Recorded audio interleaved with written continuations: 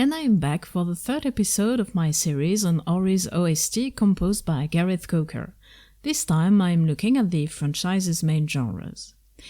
We know that from the prologue, Ori highlights elements from Tales from a graphic point of view, but also from a narrative one. I had mentioned in my previous videos about Ori, the very first ones in this channel, the explicit narration, the presence of characters protective towards Ori, the Spirit Tree, Sane, and even Gumo, their qualities typical of a Tale hero, which will lead to Ori's sacrifice. The franchise is thus clearly part of a genre that we call in French le merveilleux, to which a second one will be added by the deeper darkness of Naywen, its decline which has a different nature than Nibel's, its threat, the fantastique. The genre of the merveilleux is expressed in several ways, one of which is through the wonder of the characters in front of this nature, clearly supernatural and enchanting, and to what it offers. The two games of the franchise open with a birth. One is realistic, Coos for Ori and the Will of the Wisps, the other definitely supernatural, although anchored in the diegesis. The Spirit Tree does not appear something strange or alien to this forest. The Spirit Light is what keeps the forest alive anyway, and Naru knew spirits as a child. Ori's birth has this particularity that, as I underlined, it completely makes of this story a tale from the beginning, because they're almost presented as a gift given to Naru in her very solitary existence, a very common trope in tales. Because of the simplicity of her face, the emphasis is on her attitude when we first see her, and her despair is all the more palpable when she's alone in the rain on a stormy evening. We've known more festive nights. There is thus a strong contrast between the loop of Swallow's Nest, even the interventions of the piano and then the oboe, and the musical gesture of the birth. It is extremely soft, undoubtedly, but it is in the image of the stormy night and Naru's life. Something is missing, a light. The piano octaves sound rather cold, while the oboe adds a little warmth through its phrasing, which guides the main theme a little more, anticipating Ori's imminent arrival.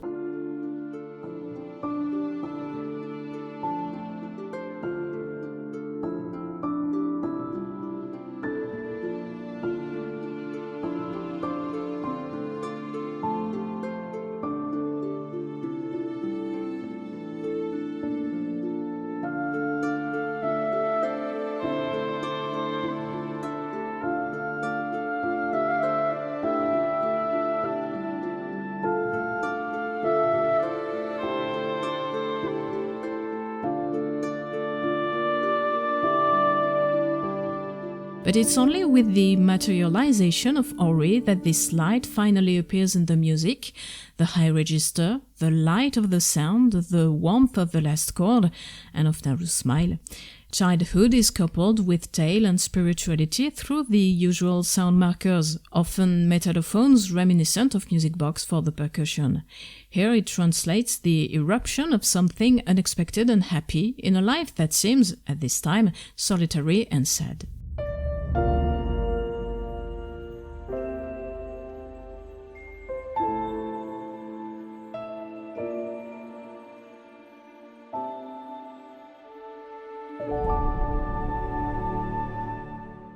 It is completely different from the birth of Ku, for whom simply her theme appears, a little as if we saw her appearing through the cracking egg. The prologue is very often treated from her point of view. This birth is anyway more realistic in a warmer context, and here it's the flute which expresses childhood, a classic.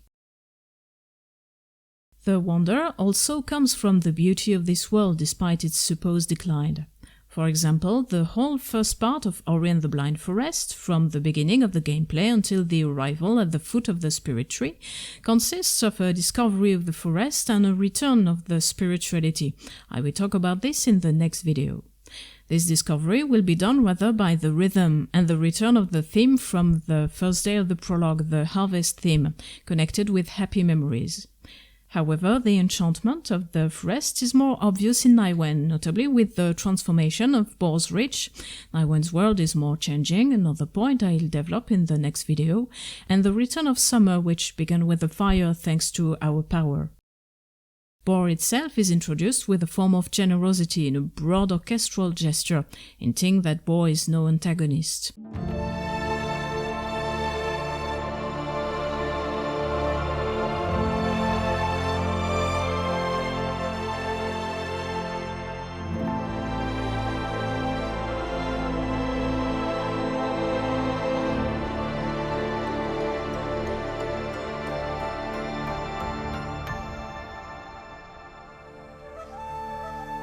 The area is not aggressive per se, it is not haunted, corrupted, it is plunged into a perpetual winter that has somewhat frozen its colors and its au-revoir flora, but there's still the comfort of the snow.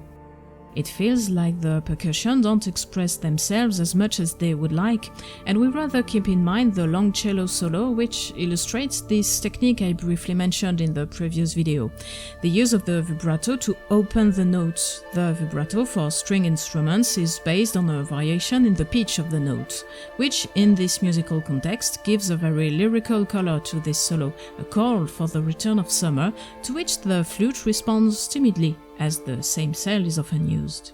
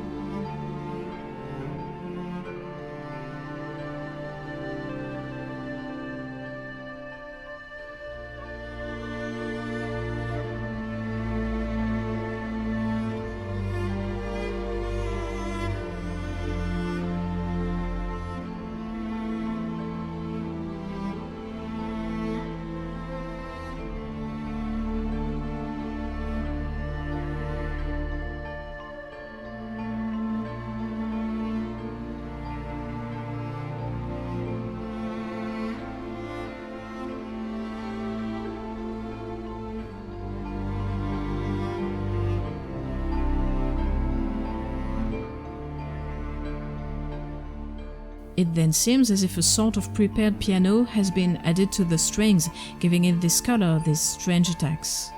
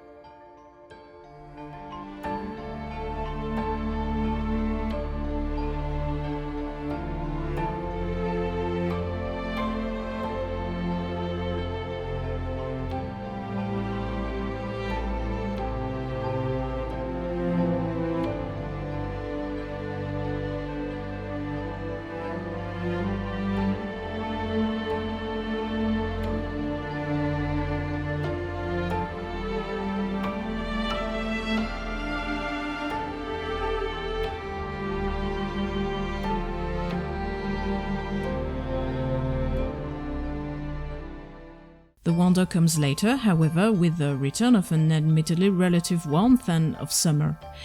In the first part, the first iteration of the theme, the joy of the percussion, which can now express themselves with volubility, is counterbalanced by the low strings, over which the low whistle unfolds its beautiful solo, taking up the theme of the zone.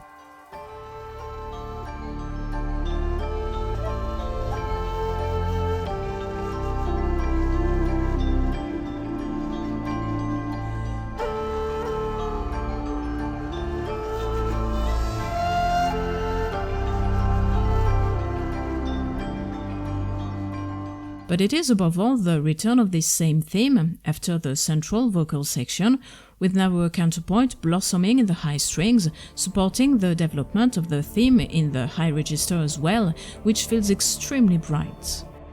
Even if summer is not yet fully here, and there's still a form of solemnity in the music despite the wonder.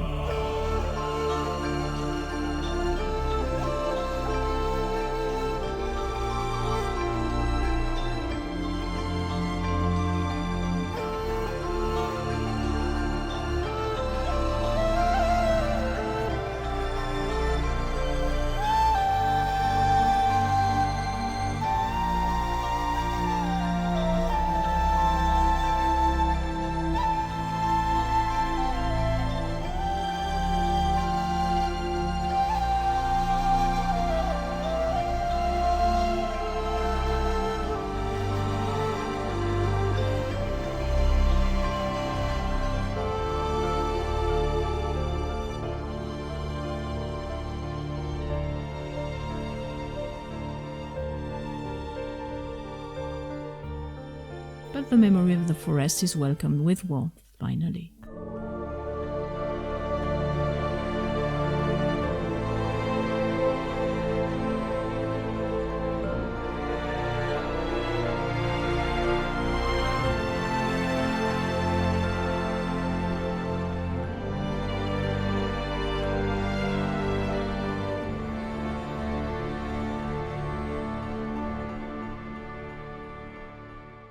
The enchantment also passes through the dimensions. What we explore is certainly limited, it's still a 2D game anyway, but the backgrounds have this ability to suggest a presence even miles away. In this hut behind there's a monkey. In Boar's Reach there are all these structures in the distance everywhere. Are the infinite stretches of sand and the wind-torn ruins that inaccessible? The music conveys this vastness, coupled with the importance of Ori's quest. I'll be back to that point in a few moments. There is often a form of generosity in these string movements in Inkwater Marsh or Boar's Reach, and it would probably be less relevant if it weren't for this feeling of immensity in the background. This ties in with what I said about acoustics. Ori favors a fairly large reverb, giving the impression that the sound doesn't stop. It's not realistic, but it's relevant. Rather than faithfully transcribing a phenomenon, we'll use it metaphorically to suggest the grandeur of the world. It's the same thing for the music. We need coherence between what we see, or what developers want us to see, and what we hear. Naiwen is immense, and music can be too. Sometimes this majesty is adorned with other emotions, the spectacular turns into dread, but this is not so much related to the world itself as to its antagonists. I developed this treatment of the orchestral mass in the following parts of this video anyway. Finally, there is a form of wonder in the technology of the Gumon, at least on Sane's part. The dungeon itself deals more with the tragic fate of Gumo's fellow creatures, but the introduction of the escape, as Sane restores the element of the winds, clearly highlights the usual codes of the Merveilleux, or the more relevant here, as Sane repeatedly expresses her own interest in the Gumon structures in this dungeon, albeit briefly, but coherently. The use of these codes, which I'll develop in a few seconds, is not very surprising since this technology is connected to Nibel's Light. It is clearly stated that the Gumon used the spirit light to get their inventions working.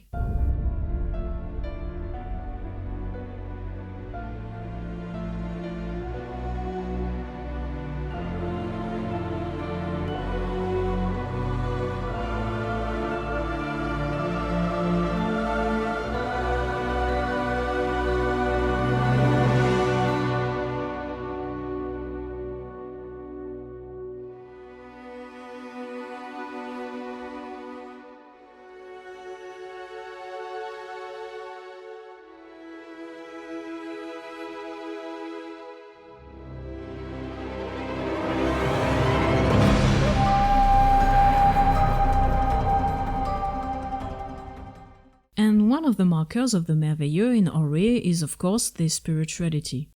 First, through its sound design, which has an impact on all the sound design of the UI. I had talked about it in the first video, the one about the world of Ori, but also through its musical elements. Spirituality really appears during the light ceremony.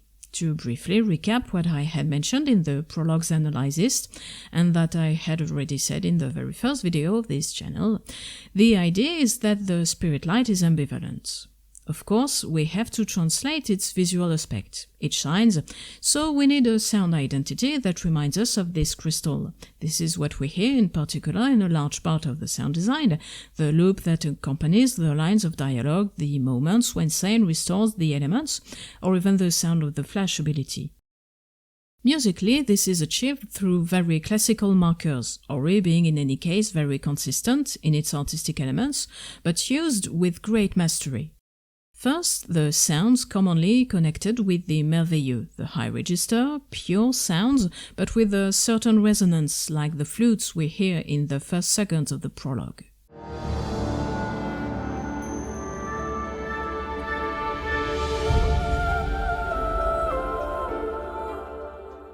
There's also the choice of the percussion instruments, generally with definite pitches, idiophones not necessarily made of metal, but with again a good resonance, which work all the more in Ori, as the figure of the child is very present and is also commonly associated, as I said earlier, with this type of sound, for example when one of Mora's children comes to comfort her.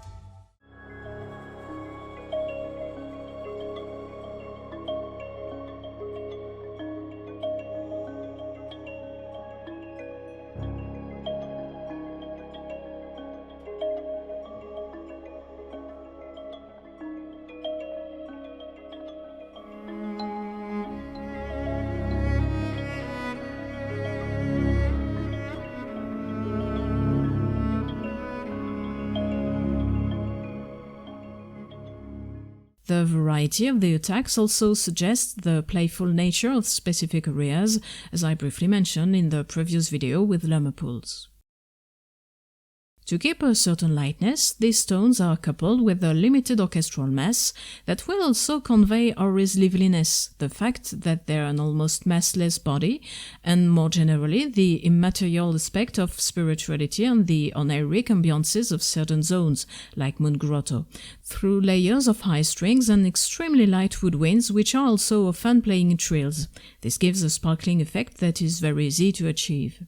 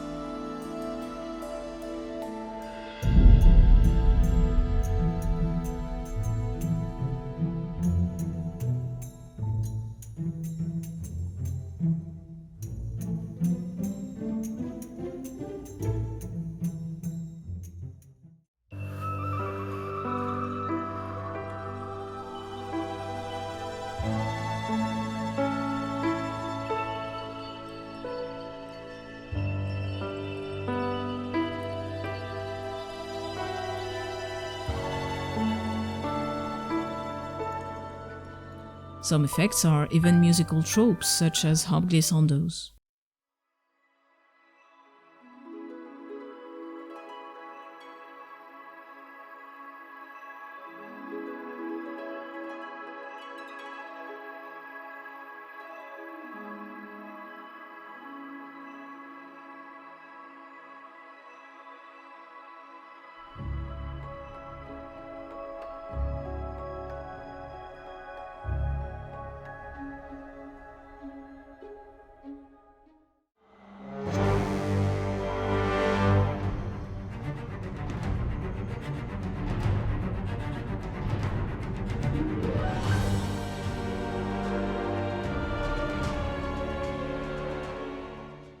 In addition to this, of course, specific sound techniques will be favored to amplify the purity of the sound, such as harmonics, like the ostinato as the spirit widow dresses Ori.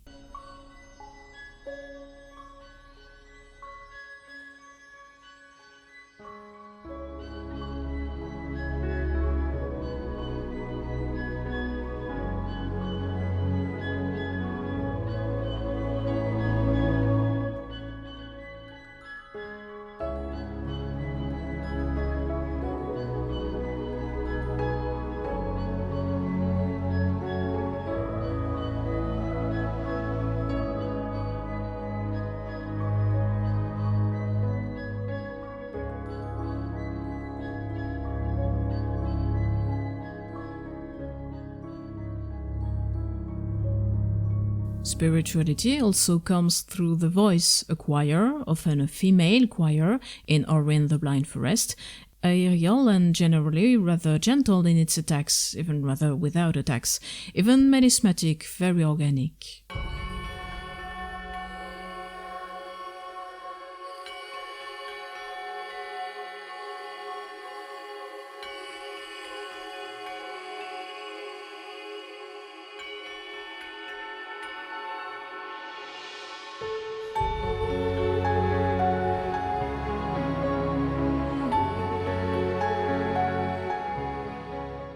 But you need something more, because the sound of the spirit light cannot be too familiar. Seine has a somewhat strange sound design. However, it must remain organic, because if these trees might feel strange to us, they do not seem strange to the characters in the diegesis. The forest would die without them. So we will have breathing effects in the sound design and in the music, as well as the glissandos from calling out. This contrasts with the previous music, Naru embracing the light, and expresses the call Ori will feel, which is part of them, but of which they are not fully aware.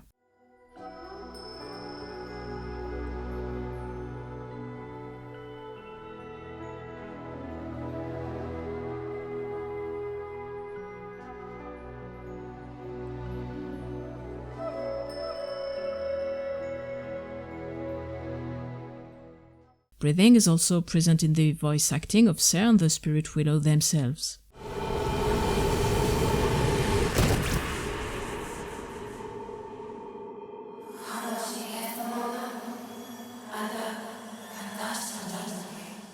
They are not necessarily elements you'll hear all the time, but they're here to describe the attraction Ori feels at first, notably the glissandos, which are well integrated into this nocturnal ambience, but stand out all the same, if we compare them with the sound treatment of the night in the second prologue.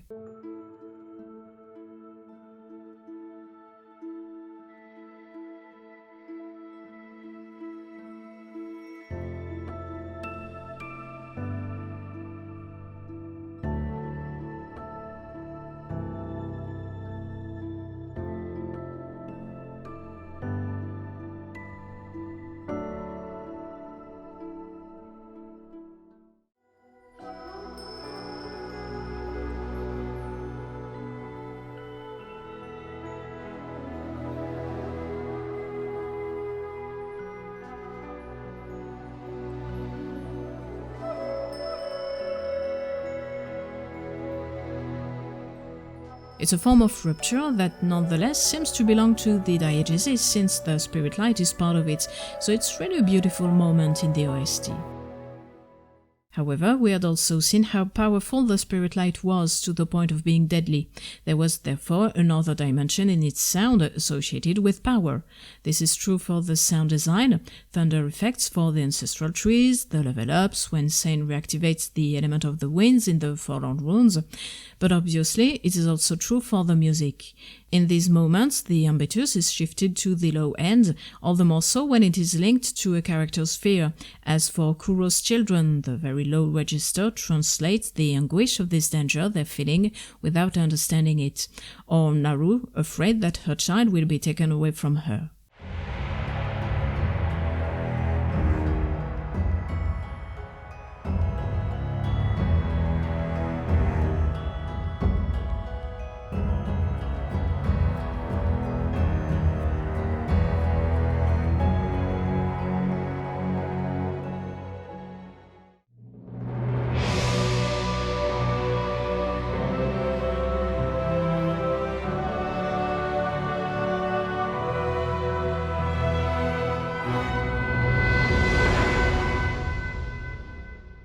What's more, to convey the sometimes protective, sometimes destructive power of the light, the orchestral mass is no longer as limited as in the previous examples. It is much more substantial, using the entire orchestra and the choir.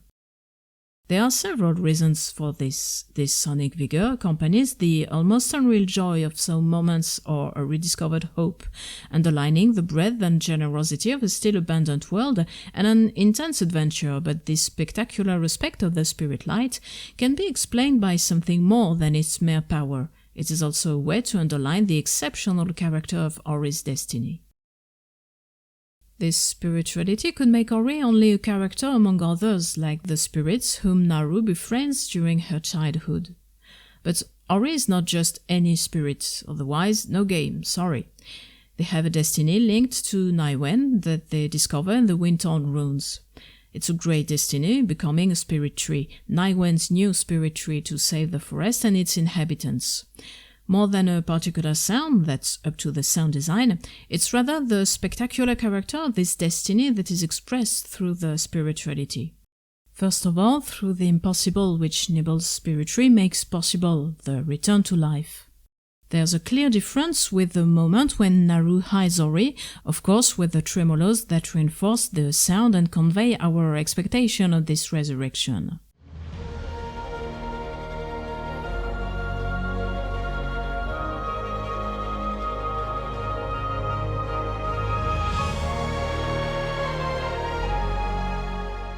Then by this quest, they accomplish restoring the elements of Nibel, then gathering the wisps of Naiwen, and finally accessing the Spirit Willow.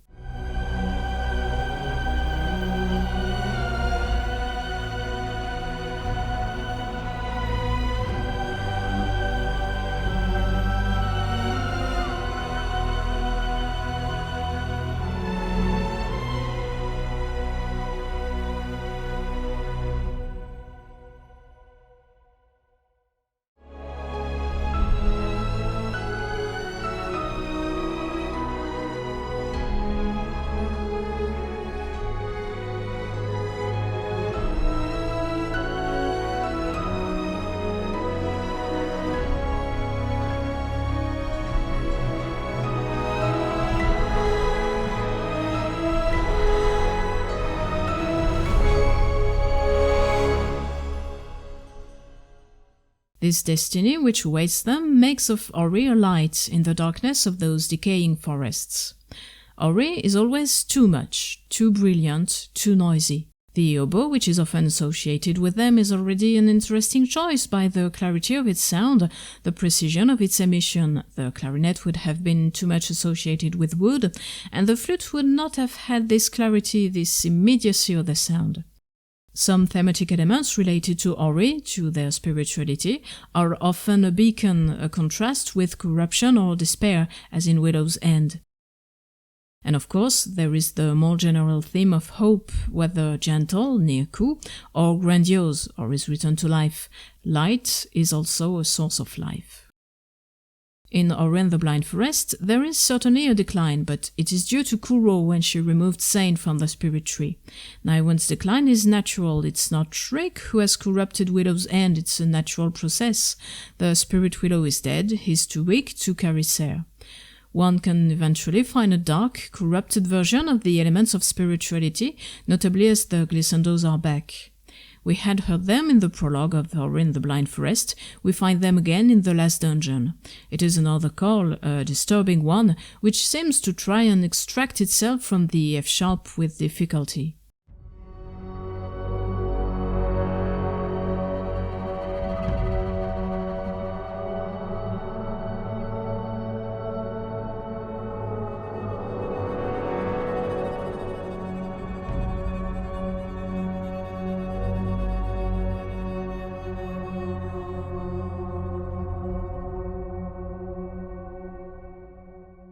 The corruption is expressed by other effects, tremolos again, harmonics too, always used in opposition to what they expressed for the light. The tremolos, for instance, feel as if we're at the limit of the sound.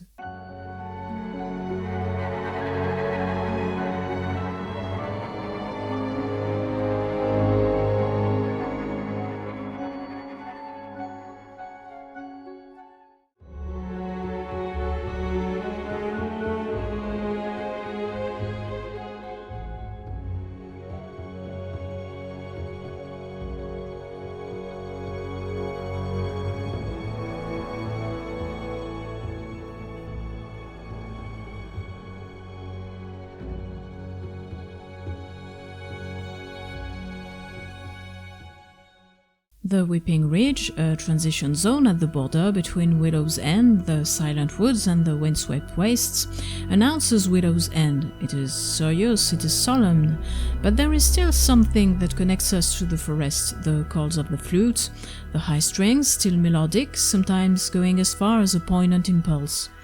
A form of breathing too, although always more disturbing.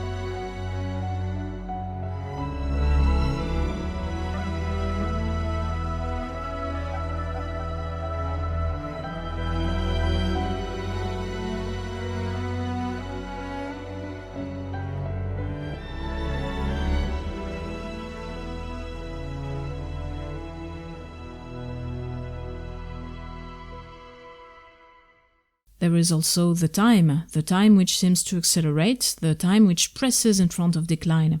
In Widow's End, Shriek's theme is slowly stated, then an ostinato appears, like an oppressive clock. The pulse in Ori is generally not a constraint. Here it expresses a form of urgency, while we hear Ori's theme in the high register, like an extremely pressing call which will find itself drowned again.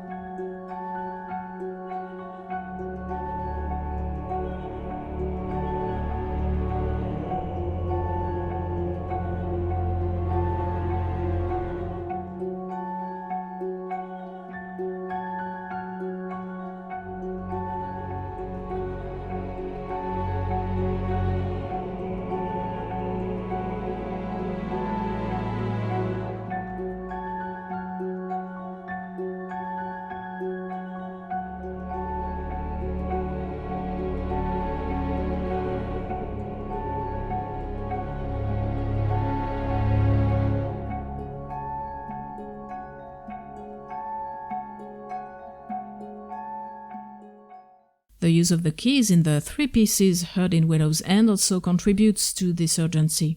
The first, Widow's End, is in F-sharp minor. The second, Decay, begins in F-sharp minor and modulates to A minor, and the last, Unblocking the Way, is in B minor.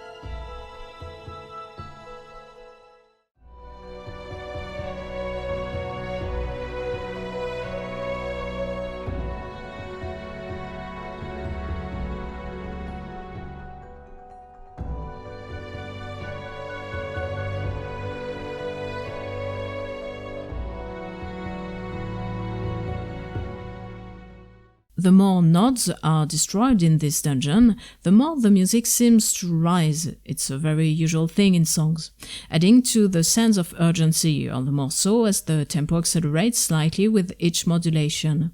The same effect is used in the large rotating wheel puzzle from the Wellspring, but that's for next video.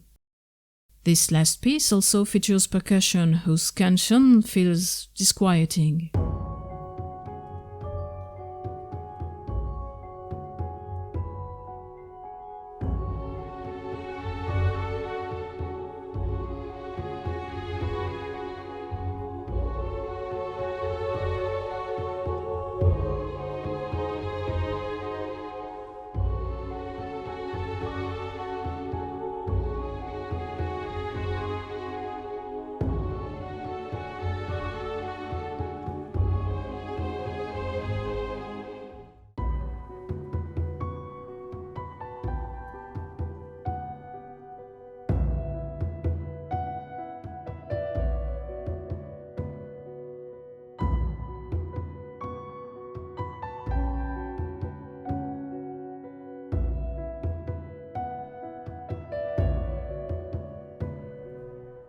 And one last thing, there's a very nice thematic reminder of a motif we hear in Fading of the Light when Ku is wounded, linking this dungeon not only to the decay through Shriek's leitmotif, but also to the danger threatening Ku through this theme. The urgency is expressed not by the theme itself, by the way it sounds, but by what it refers to and the importance it takes for Ori. And sometimes in the forest there is another forest. Taking up the trope of the Lost Woods, its dense fog, its changing structure, the Misty Woods are the temple of the whole tone scale. Two literary and visual tropes, musical trope, and creaking wood.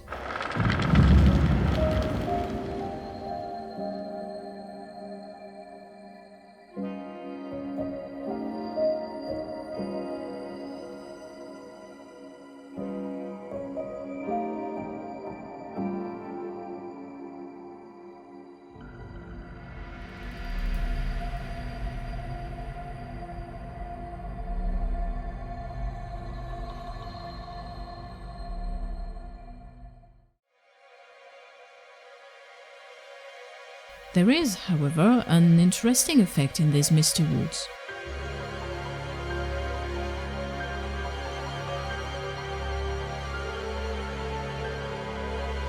When a zone changes in Ori, usually this corresponds to a return of spirituality. The traces of decline disappear, whether by restoring an element or acquiring a power. Here it's the opposite, and the musical trope of the whole tone scale fades away. The instrumentation regains some more substance, with notably a treatment of the strings that's more developed than before. Some codes remain, of course, the percussion, the pizzicato strings. The idea here is not to get rid of the merveilleux, but to bring it closer to the rest of the forests.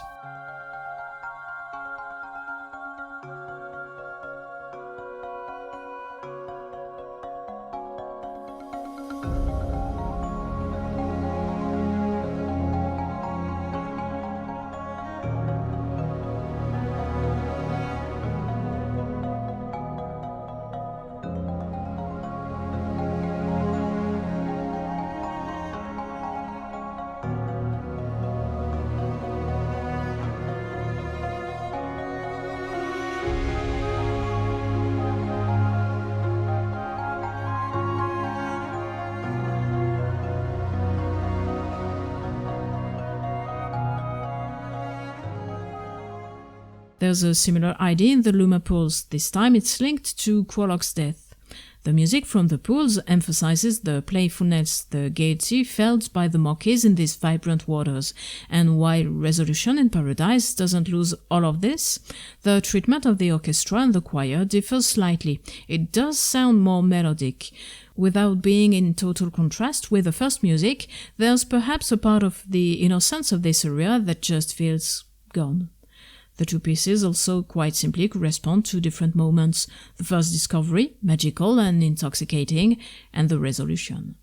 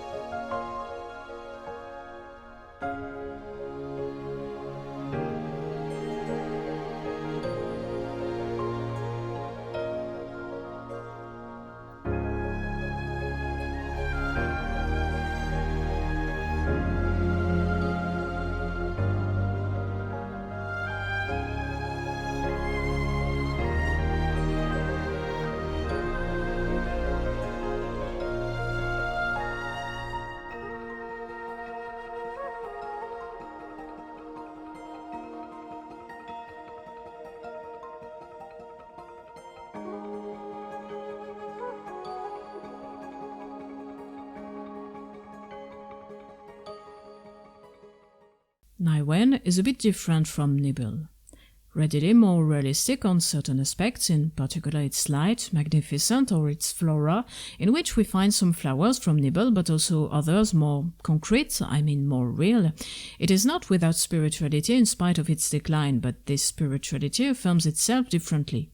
Naiwen's spirit tree, the impressive spirit willow, is difficult to access, as opposed to Nibel's, which we see very quickly, and his spirit light, Ser, has scattered into several wisps, leading to Naiwen's decline, particularly that of the Silent Woods, as well as the rejection of Shriek, who has made these woods her domain. Naiwen is thus a little more torn between this faded spirituality and its realism, its dazzling nature that has been built, the mill is magnificent, yet the merveilleux is still there through the hidden presence of the spirit lights, the spirit wells for instance.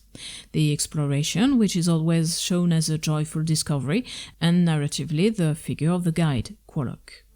However, from the first notes associated with Naiwen, another tone is instantly summoned, it's the fantastique.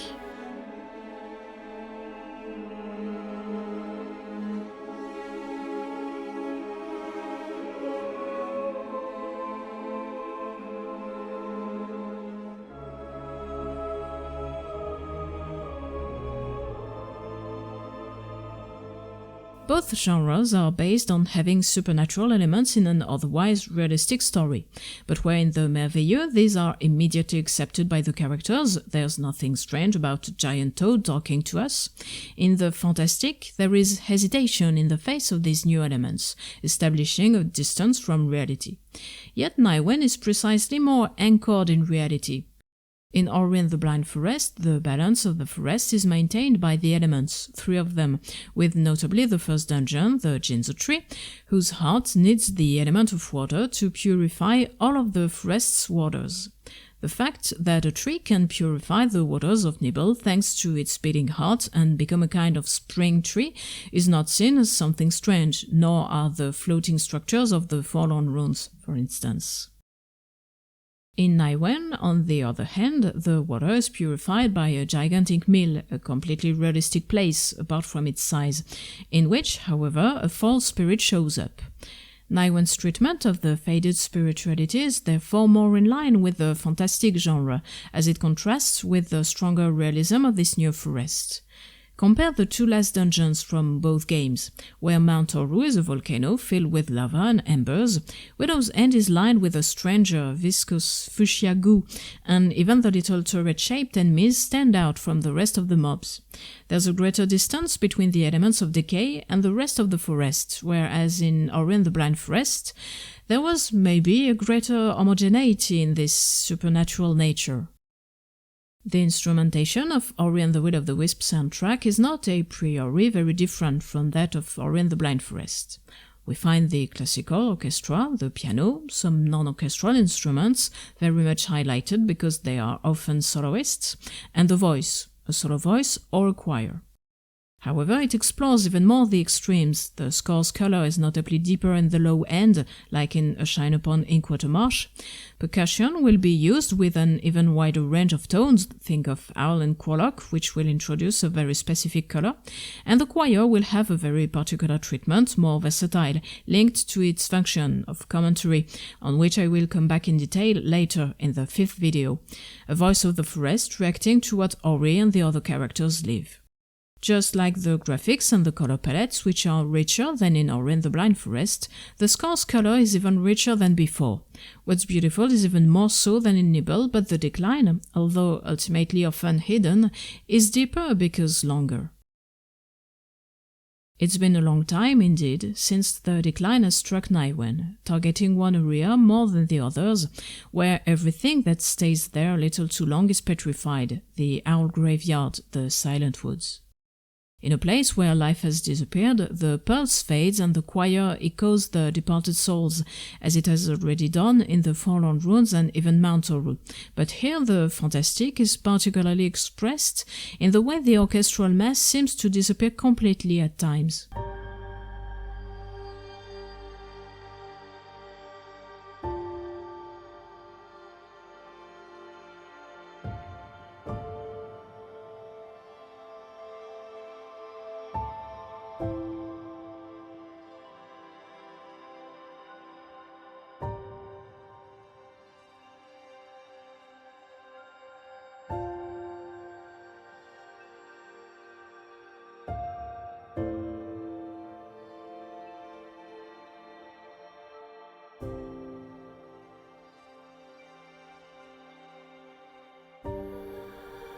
It is indeed a consequence of this aspect that I often mention the fact that Naiwen is more extreme. Its realism enhances the fantastic we feel in Willow's End, and its beauty makes decay unbearable, the latter being very concrete in the Silent Woods, and especially associated with death, with lost souls in the old graveyard. If in Ori and the Blind Forest there was already this opposition between the lightness of the merveilleux and the mass of sound needed to transcribe its spectacular, dangerous character, Ori and the Will of the Wisps must go even further in this opposition between a form of sonic opulence, of generosity, and the loss, the absence, the dust of decline that puts anyone who enters it at risk. A fantastic which becomes however more concrete with the arrival of Shriek. As soon as Ori and Ku see Naiwen's spirit tree, a theme is stated. It's linked to the antagonist of the game, Shriek. In Ori and the Blind Forest, Kuro reacted suddenly to the death of her children, tracking down the spirits and attacking Sane, but the decline did not last that long. Ori found Sane in the glades, and in a few hours the story was settled. The fantastic made, however, a quick incursion. The stealth sequence with Kuro revealed another sound for the owl, less spectacular and rather new in this score.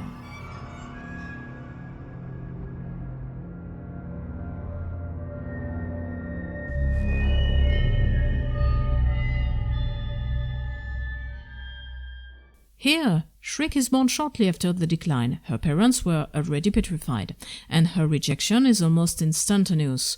She is still a child and grows up completely apart from the other creatures, ensuring a form of domination over the Silent Woods, petrifying, indirectly, anyone who ventures there, even Howl succumbs.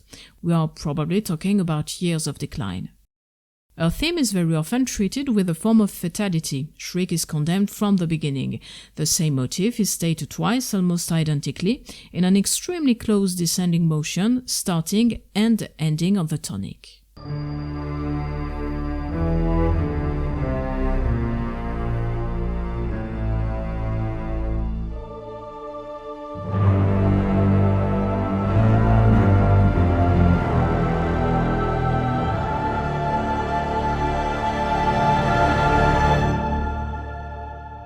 It's also her theme that signals, more gently than when Shriek is on the screen, the beginning of the gameplay with Ku in the Silent Woods. We have to deal with it, we are in her domain.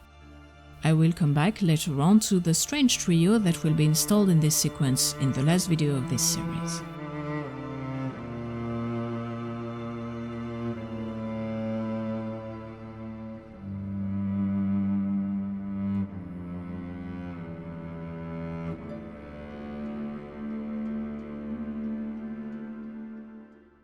The fact that this theme is so closed contrasts with the opening of the music. Again, something I will develop later, in the 5th video, but Ori's score has this particularity, thanks to Ori's function, bearer of hope and willing to sacrifice themselves, to never completely sink, or not too long. In Separated by the Storm, or even more in A Shine Upon Equator Marsh, the very low strings keep this substance very concrete, which makes them particularly beautiful. Even at the end of Fading of the Light, the choir and the harmony manage to miraculously warm up this quiet moment around Ku.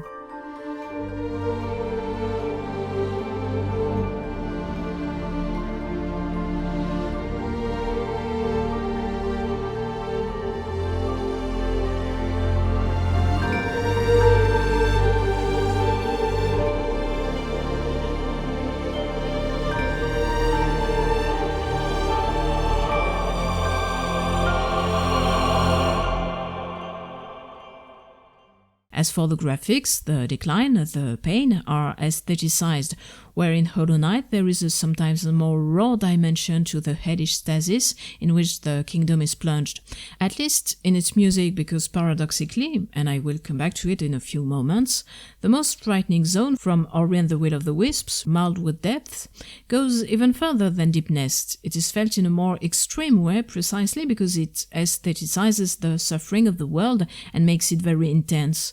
It does not play so much on our fear than it plays on the tragedy that is Niwen's decay. Shriek's presence will partly pull the score down and make the threat of the forest more concrete, beyond its decline and the life that has escaped from it. It will also contribute to its very spectacular character even more than in the first opus, which is also made possible thanks to the presence of bosses who will push Ori and the music to its limits, which Kuro already allowed, however. What also contributes to the fantastic is the fact that Nightwind's atmosphere is more mysterious. The forest alternates between realistic areas, Inkwater Marsh, the Wellspring, other related to the Merveilleux, Le Mapose, Boar's Reach, and some more mysterious ones. The more pronounced use of verticality in the gameplay, quite logical since Ori has the bash and the grappling hook, can be found in the map. We explore Nightwind's depths more easily than Nibbles, and we even teleport in a way to reach Willow's End. It was more classic maybe in the first opus. In particular, there is this completely optional zone which you can access through a puzzle, the Midnight Burrows.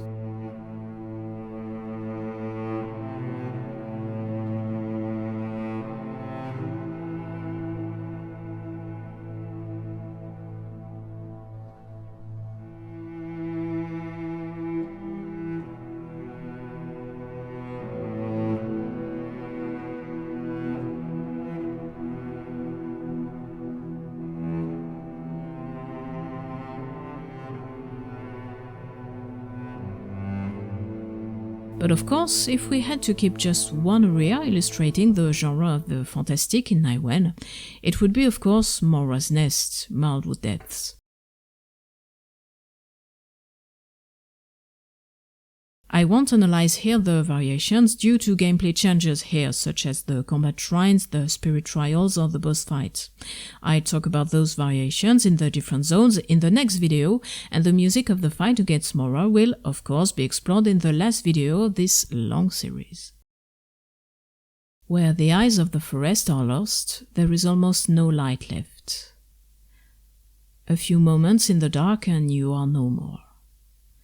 The insects that were lost here still move, but only wings can be seen wriggling, the remains of creatures trapped in Mora's disturbing nest. Where Deep Nest, also playing on a classic spider imagery and on surprise, chooses a rather raw atmosphere made of an atmospheric layer of insect noises and music, reduced to drones and string effects that can readily be anxiety-provoking, Mildwood Depths will elicit a different emotion, one that is not so much based on the fear of seeing larvae and spiders come out of nowhere, even insect corpses, as it is based on the horror of decay. It is a longer, more diffuse sensation. It is a fantastic atmosphere that imposes itself from the very first notes.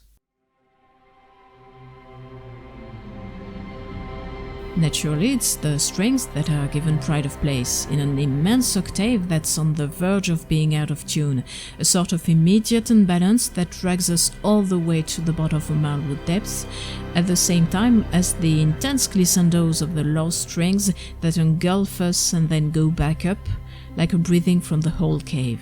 Would it be personified? It won't be the only one, we will see it later. The high strings, less massive, would rather illustrate the remains of insects still wriggling, which line the walls of the cave. The threat seems to recede as an unruffled pulse emerges on the tonic, a form of extremely fragile certainty, and maybe the idea that we never have to confront the area, we have to deal with it.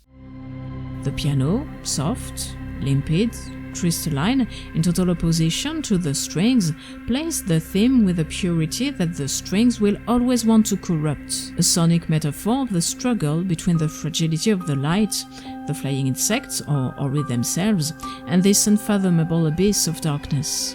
The theme, barely disturbed by a discrete counterpoint, a very diluted descending chromaticism, alternates with tremolos in the strings, the latter probably played sul ponticello or with a mute, at least we are at the limit of the sound.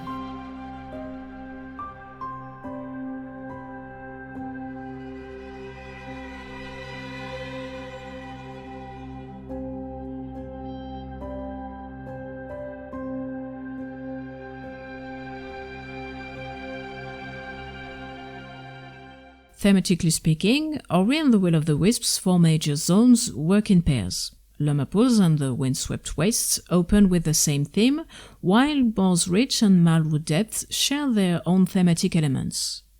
The first distinctive element in Boar's Reach is a broken arpeggio in D minor, ADFA, which develops into a generous theme.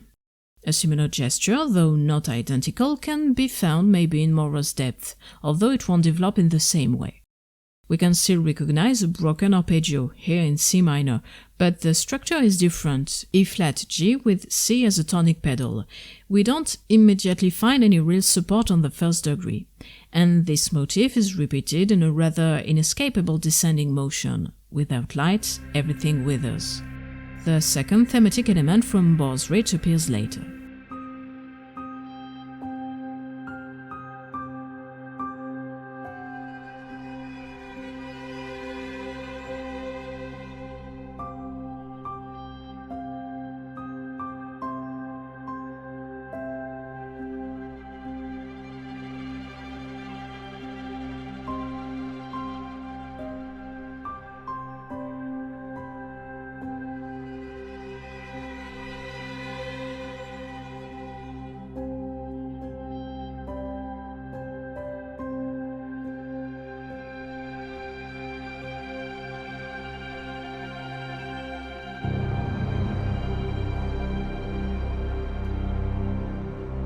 A descending motion, still a glissando, settles as an ostinato, drawing us imperturbably towards the depths.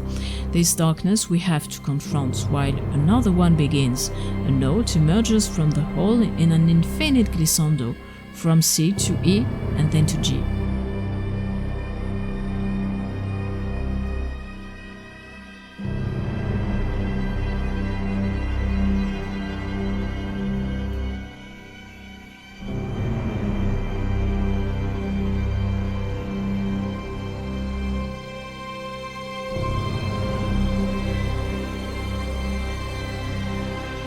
It is joined by all the high strings before the piano melody returns, with the violin this time, but there's more development in the second part.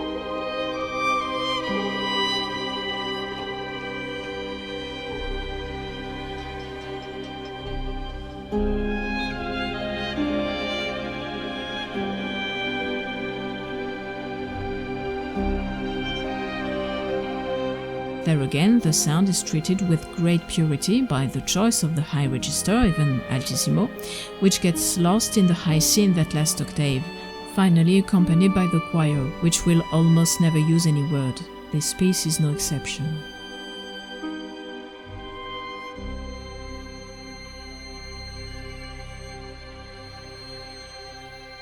At this point, the choir takes up the second thematic element from Boar's Reach, which was also sung by the choir. It can also be seen as a variation of a motif already heard in Ori and the Blind Forest, in the Forlorn Runes, and even in Mount Horu, still sung by the choir. I'll come back to this in the 5th video. I'll come back to everything anyway.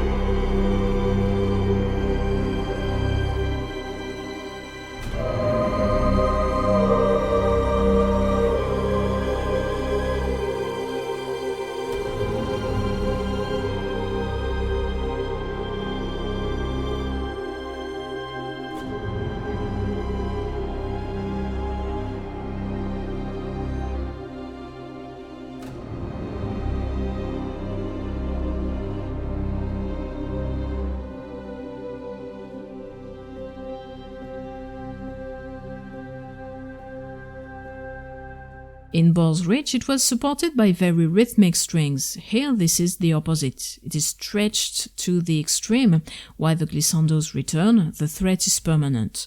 To the fantastic is added a form of tragedy. This theme can be related with the souls of the departed, at least in the Forlorn Runes. In this darkness, there is, although for now it's invisible, inaccessible, the fear of Mora's children.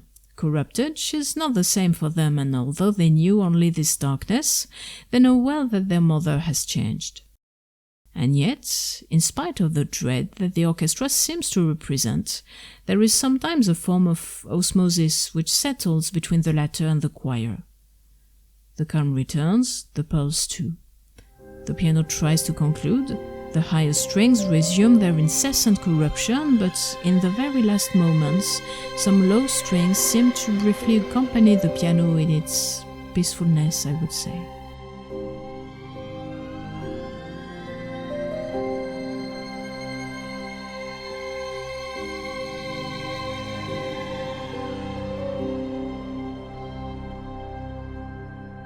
All is finally lost.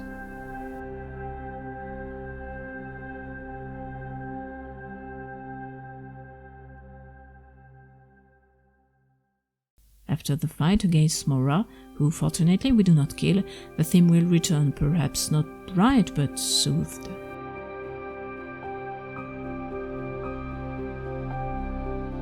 That's it for those two genres. Next video will be about loops. It will be a longer one. I hope I'll be able to edit it rather quickly. After that, I think I'll do my video on Shadow of the Colossus, then go back to the two remaining videos of this very long series. In the meantime, thanks for watching and goodbye!